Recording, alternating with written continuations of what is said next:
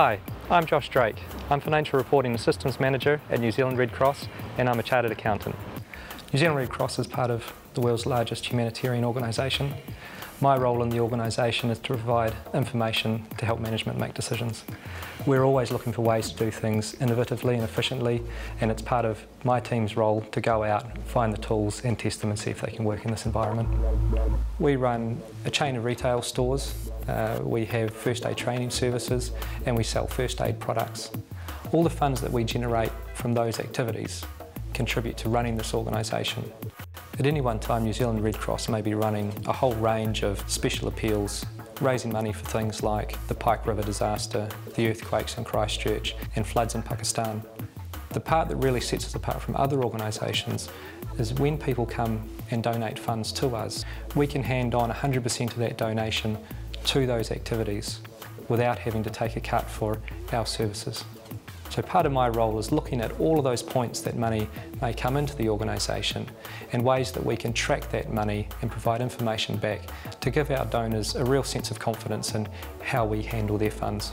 I've worked in other workplaces where there hasn't been that direct link with helping lives of vulnerable people, and I've found that although I got satisfaction, the real satisfaction for me is when I know I'm making a difference.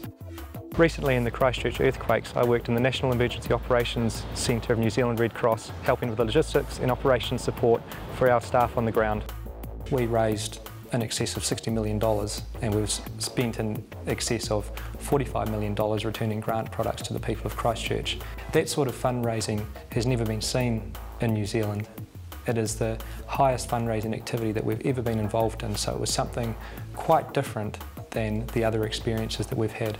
I think it's really important that all students educate themselves about what it is that Chartered Accountants do and what New Zealand Institute of Chartered Accountants can do for them. It's really a career where you're involved in all sorts of aspects of the organisation, so you're not just stuck behind that desk.